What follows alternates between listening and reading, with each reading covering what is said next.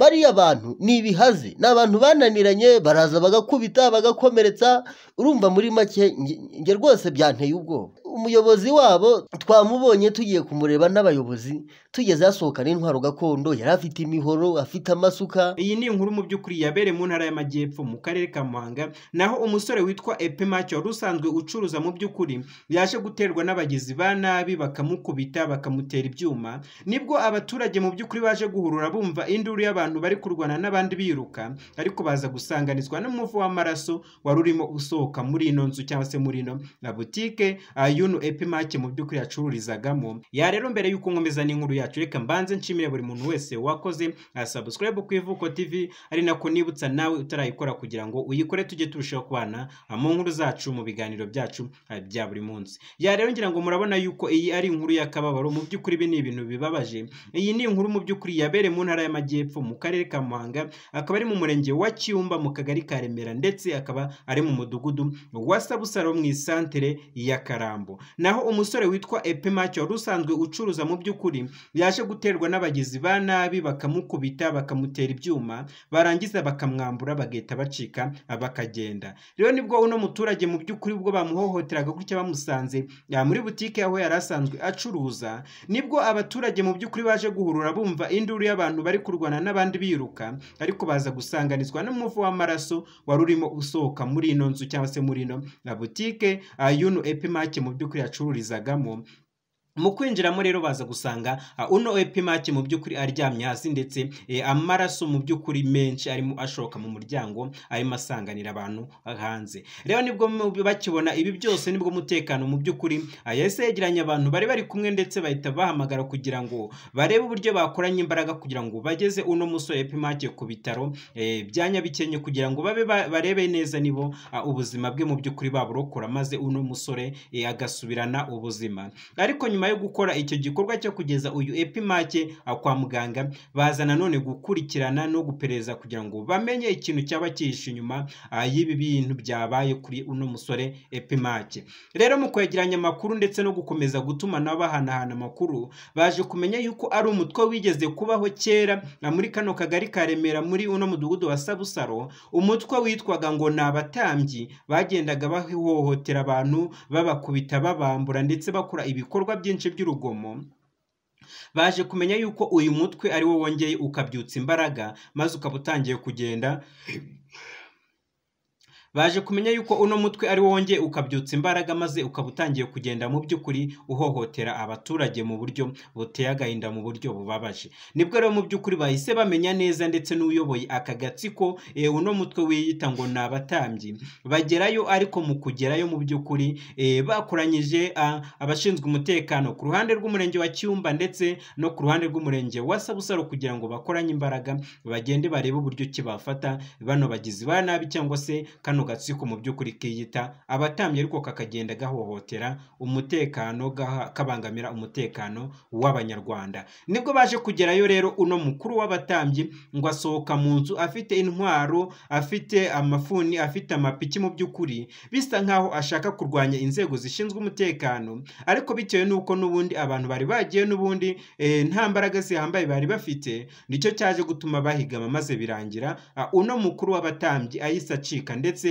ngo ahita acikira mu ishyamba rya Ndiza kugera ubwo bayobewe irengero, ndetse bayobewe naho arengeye. Ariyo mpamvu abaturage bakomeza gusaba yuko hashakwa izindi mbaraga mu by'ukuri zihambaye zisumbuye kuzo bari bafite, kugira ngo uno mutwe cyangwa se kano gatsiko kiyita abatambyi kabe kashakwa, ndetse bagahashye kugira ngo katakomeza kugenda kabangamira umutekano w'Abanyarwanda, ndetse no kubangamira mu by'ukuri ibyagezweho, no kubangamira mu by'ukuri ubwisanzure ndetse no kwishyira kwizana kw'Abanyarwanda. Ngira ngo muri no minsi turimo turagenda tubona inkuru hirya no hino zitandukanye, inkuru zigenda nyine zigaruka ku bikorwa bibi, ku bikorwa by'urugomo, aho abantu bagenda babangamira abandi mu by'ukuri, kandi nyine ugasanga nta kintu gihari gifatika bapfa, ahubwo ugasanga barapfa yuko umwe arimo kwifuza ubutunzi bwa mugenzi we, bikaza kurangira mu by'ukuri amuhitanye, amukoreye ubugome mu by'ukuri buteye ubwoba. Ku murongo wa telefoni ngira ngo turi buze kuganira n'umuvandimwe wanjye cyangwa se umunyamakuru wacu ku Ivuko TV uherereye hano mu murenge wa Cyumba, kugira ngo nawe aze atuganize maze atubwire mu by'ukuri amakuru y'ibi bintu byabereye muri uno murenge wa Cyumba, ndetse atubwire ese abaturage mu by'ukuri umutekano wabo umeze ute nyuma y'uko babonye bano bagizi ba nabi mu by'ukuri bongeye kubyutsa imbaraga kugira ngo baze bakomeze kugenda babangamira umutekano. Ngira ngo rero ino video muri kwibona ndetse muri kumva n'amajwi y'abaturage uburyo barimo gusaba yuko hagira igikorwa kugira ngo uyu mutwe mu by'ukuri wigita abatambyi ube wahashywa, ndetse abaturage bongere gusubira mu mahoro, bongere gusubira mu buzima bwiza nta kwikanga, umutekano muke, nta kindi kintu mu by'ukuri. Ubu tuvugana rwose ngiye iri joro sinigeze nsinzira, kubera yuko uriya ni umutwe w'iterabwoba kera wahozeho ku bufatanye n'abaturage n'inzego z'umutekano barawurwanya uracika. Ubu rero waje kongera kwiyegeranya urisuganya, urongera uragaruka, ubu usigaye ukubita ugakomeretsa, barasahura. Dore baje basahura, bajya muri la butike barayisahura, noneho nyiri butike ariwe Pimake bamukubise baramukomeza, dore ubu ngubu bari mu bitaro.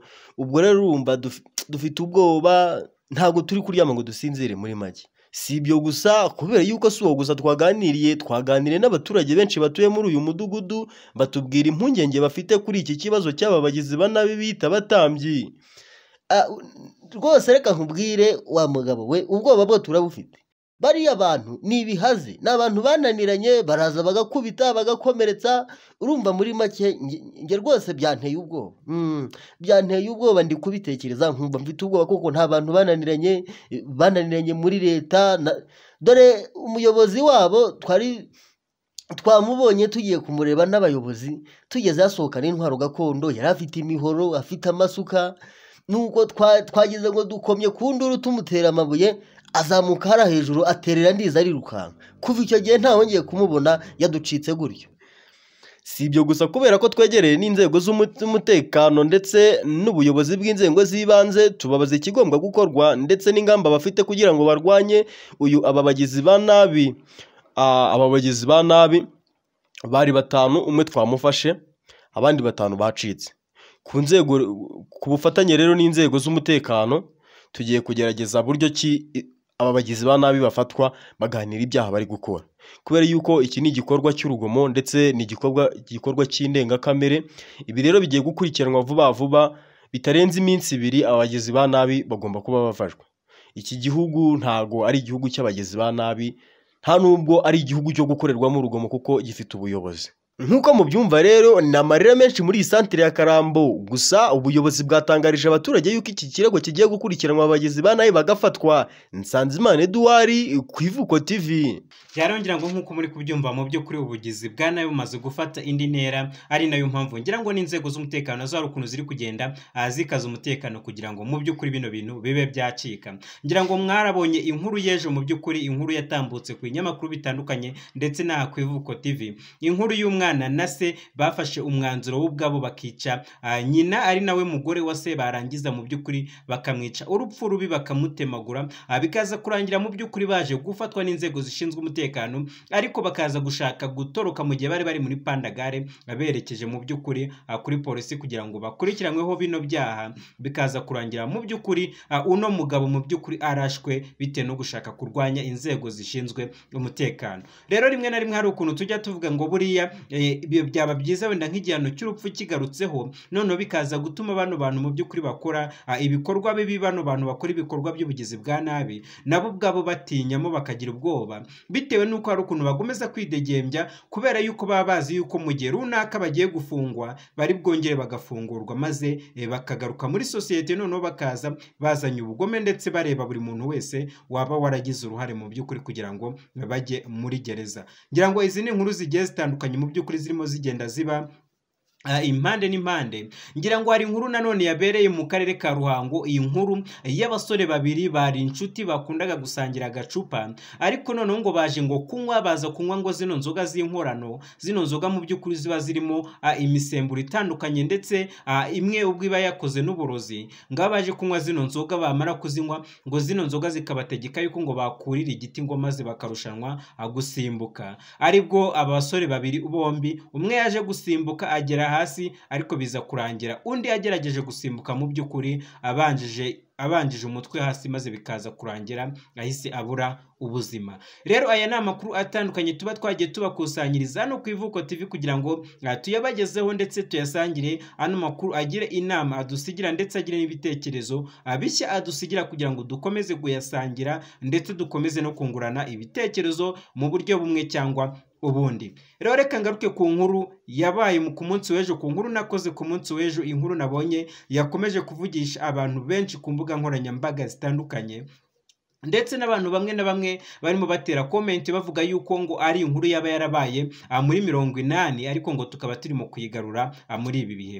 Mu by'ukuri mu bantu tubana ku Ivuko TV mu biganiro byacu bya buri munsi, ndetse by'umwihariko abantu babashije kumva iriya nkuru yatambutse ku munsi w'ejo, iriya nkuru y'impanuka yabaye ku modoka ririmo iva hano mu mujyi wa Kigali yerekeza mu karere ka Nyamasheke, ikaza gukora impanuka biturutse ku bwumvikane buke hagati y'umushoferi ndetse n'abagenzi, aho umushoferi yasabye abagenzi yuko yumva ananiwe byaba byiza bamuhaye umwanya akaba aparitse maze akaruhuka, ariko bikaza kurangira abagenzi babyanze bitewe n'uko bamwe bari bafite gahunda zihutirwa, abandi babonaga yuko amasaha akuze kandi basize abana. Biza kurangira mu by'ukuri icyo kintu batacyumvikanyeho, maze biza kurangira shoferi asinziriye kuri vola, maze imodoka ita umuhanda iza kugonga igiti. Rero iyi yari inkuru imwe mu by'ukuri yari yabaye ku munsi w'ejo bundi hashize, ariko nanone iza guhuzwa n'indi nkuru yabaye mu mwaka 1980. Inkuru mu by'ukuri y'abanyeshuri bari barimo bava kuri kaminuza